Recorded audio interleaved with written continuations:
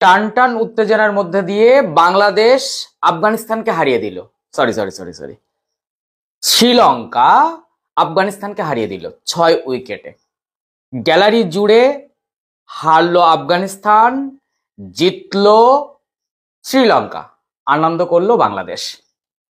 কেন এরকম একটু মজা করছি? মজাটা এই জন্যই করছি যে আজকে যদি একটু এদিক ওদিক হয়ে যেত তাহলে আমাদের প্রতিবেশী দেশকে, আমাদের কাছের ভাইদেরকে আমরা সুপার ফোরে পেতাম না।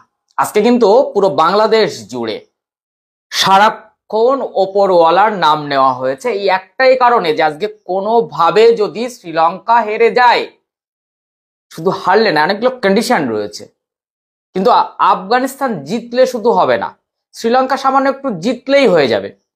তাই শ্রীলঙ্কা যাতে জেতে এই কামনা কিন্তু বাংলাদেশ জুড়ে ক্রিকেট ভক্তদের ছিল। দেখুন ক্রিকেটের উন্মাদনাটা ঠিক কোন জায়গায়। আজকে সেমিফাইনাল না, আজকে ফাইনাল ম্যাচ না, কিন্তু আজকে জিও হটস্টারের দিকে তাকিয়ে দেখলাম জনসংখ্যা, দর্শক, ভক্ত একেবারে কানাই কানাই। কারণ আজকে একটি ম্যাচের উপর নির্ধারণ করে আছে আরেকটি টিমের ভাগ্য। যেখানে আমি খুব হেসেছিলাম যখন এই ছবিটা সামনে আসলো, নিশ্চয় আপনারা হাসি পেল। অ্যাকচুয়ালি এইরকমই হয় খেলাগুলো, আমাদের মনে, আমাদের ভাবনায় ঠিক এই রকম করে জাগরিত হয়। না, বাংলাদেশ কিন্তু সেমিফাইনাল কিংবা ফাইনাল ক্যারি করতে পারেনি সুপার ফোরে। কে না বলতে পারে এই সুপার ফোরের থেকে সেমিফাইনালে বাংলাদেশ তো নাও যেতে পারে, কিন্তু এই সুপার ফোরে ওঠার যে টান টান উত্তেজনা, অন্যের দিকে মুখিয়ে থাকা, এই রকম যতবার বড় বড় টুর্নামেন্টে যে যে টিম এই রকম পরিস্থিতির সম্মুখীন হয়েছে তারাই বুঝতে পেরেছে এর জ্বালাটা কি। তবে আজকে কিন্তু নবী হারিয়ে দিচ্ছিলেন। শেষ ওভারে আফগানিস্তানের ব্যাটার নবী পাঁচটা 6 মেরে দিয়েছেন, কিন্তু আর একটুখানির জন্য রক্ষা পেয়ে গেলেন যুবরাজ। মনে আছে সেই ইংল্যান্ডের একেবারে অ্যাংলো, একেবারে অন্যরকম পুতুল পুতুল স্টুয়ার্ট ব্রড, তাকে 6টা 6 মেরে যুবরাজ বুঝিয়ে দিয়েছিলেন যে তিনি সেরা। আজকে একদম কানের পাশ দিয়ে চলে গেল। তবে শ্রীলঙ্কার ক্যাপ্টেনকে আমি দোষারোপ করব, ওই সময় লেফট আর্ম স্পিনার নিয়ে আসা এবং 22 বছরের তরুণকে আগুনের সামনে ঠেলে দেওয়া উচিত হয়নি। কারণ ওই সময় নবী তো টার্গেট করেই রেখেছেন যে একটা দারুণ কিছু করবেন, যেখানে আমি ক্যাপ্টেন হলে নিশ্চয়ই ওই 22 বছরের আরো লেফট আর্ম না, আমি কখনো নিয়ে আসতাম না। হাতে তো অপশন ছিল, তবে একেবারে মরতে মরতে বেঁচে গেল বাংলাদেশ। এবং আমিও খুব হ্যাপি হলাম যে বাংলাদেশ তারা নিজেরা স্বীকার করে, লিটন দাস তিনি নিজে বলেন যে এশিয়ার মধ্যে দ্বিতীয় শক্তিধর ক্রিকেটে আফগানিস্তান, আজকে তারা মাঠের বাইরে চলে গেল। 2025 এশিয়া কাপে আফগানিস্তান টাটা বাই বাই। সেই জায়গা থেকে শ্রীলঙ্কার সঙ্গে বাংলাদেশ পরের রাউন্ডে চলে গেল, আর এদিকে পাকিস্তান এবং ভারত নিয়ম রক্ষার ম্যাচে আগামীকাল ভারত ওমানের সামনে নামছে। কিন্তু এই এশিয়া কাপে আপনি কতবার ভারত পাকিস্তানকে দেখতে চান? আমি তো 3বার দেখতে পাচ্ছি।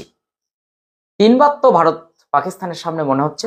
তবে আমার কোথাও না কোথাও পাকিস্তানের শেষ ম্যাচ দেখেও মনে হয়েছে সুপার ফোরে কতটা লেজে গোবরে করবে এই পাকিস্তান, সেটাই এখন দেখা যাক আগামী 21 তারিখ ভারতের সামনে তারা কি করে। তবে শ্রীলঙ্কাকে দেখে খুব ভালো লেগেছে। মূলত কুশল মেন্ডিস তিনি ফর্মে ফিরলেন, যেখানে একেবারেই ফর্মে ছিলেন। আজকে 74 রান করলেন 52 বল, এবং তিনি ম্যাচটা বার করে নিয়ে গেলেন। নাইলে আজকে শ্রীলঙ্কার হয়তো হার ছিল সেই জায়গা থেকে কুশল পেরেরা, কুশল মেন্ডিস এরা যদি একের পর এক ফর্মে ফিরে আসে, তাহলে কিন্তু ভারতের সঙ্গে প্রবল প্রতিদ্বন্দ্বিতা করার মতো দল কিন্তু শ্রীলঙ্কা। এবং এই ট্রফি পাওয়ার ভারতের পরে যদি কেউ, তাহলে কিন্তু শ্রীলঙ্কা। আমরা আজকের এই খেলাতে দেখলাম যে 169 রান 8 উইকেটের বিনিময়ে 20 ওভারে আফগানিস্তান করলো, যদিও শেষের ওভারে 32টা রান হয়েছে। 5 30, একটা নো বল, 31 রান, একটা সিঙ্গেল, 32 রান। আর এই 32 রান না হলে কিন্তু 120, 25, 30-এর মধ্যে আটকে যেত এই আফগানিস্তান। যাই হোক, সেখান থেকে গুরবাজ ভালো শুরু করেছিলেন, কিন্তু আফগানিস্তানের পরপর দুটো ম্যাচ দেখলাম ঠিক ওদের সাথ দিল না, সেই জায়গা থেকে 14। তবে খুব খারাপ লেগেছে ব্যাটিং অর্ডারটা যেন ঠিকঠাক করে আফগানিস্তান আগের দিনও না সাজাতে পেরেছে, আজকেও না সাজাতে পেরেছে, একদম অন্য রকম হয়ে গেল। তবে অবশ্যই রশিদ খানকে ক্রেডিট দেব, তিনি 100% মাঠে উজাড় করে দিয়েছেন, ফিল্ডিং, বোলিং, ব্যাটিং। তিনি 24 রান করেছেন, নবী 60 রান 22 বলে, যেখানে নবীর প্রথম 5 বলে কিন্তু মাত্র 4 রান ছিল, সেই জায়গা থেকে 22 বলে 60, 272 স্ট্রাইক রেট, 6টা 6, 3টে 4। আমার তো মনে হয় ম্যাচ আফগানিস্তান হেরে গেলেও ম্যান অফ দ্য ম্যাচটা তো তারই দেওয়া উচিত, যদিও আমি তার আগেই ভিডিওটা করছি, তাই ম্যান অফ দ্য ম্যাচটা আপনাকে বলতে পারলাম না। তবে 170 রানের টার্গেট নিয়ে শ্রীলঙ্কা কিন্তু ভালো শুরু করলেও নিয়মিত ব্যবধানে একটা সময় উইকেট হারাতে থাকে, যদিও কুশল মেন্ডিস। তবে আফগানিস্তানের ফিল্ডিং সাইডটা, কুশল মেন্ডিস কিন্তু আউট ছিলেন, কেন এগিয়ে বাউন্ডারিতে না গিয়ে এগিয়ে ফিল্ডিং হলো, এই জায়গা থেকে অবশ্যই বলবো আজকে রশিদ খান ভালো বল করলেও উইকেট পাননি, তাই আফগানিস্তান হেরে গেল। 4 ওভারে 23 রান, তিনি যদি 2 বা 3 উইকেট তুলে নিতে পারতেন, তাহলে হয়তো 100 বা 110-এর মধ্যে আটকে রাখা যেত শ্রীলঙ্কাকে। তাহলে একটা হিসাব নিকাশে হয়তো আফগানিস্তান জিতলে তারা যেতে পারত। তবে আমি প্রথম থেকেই বলে এসেছিলাম শ্রীলঙ্কার সঙ্গে বাংলাদেশ যাচ্ছে, কারণ এমন একটা কন্ডিশনে দাঁড়িয়ে বাংলাদেশ, সেই জায়গা থেকে আফগানিস্তানের কিছু করার ছিল না, সেটা জোনাথন ট্রাটকে দেখে বারবার বোঝা যাচ্ছিল।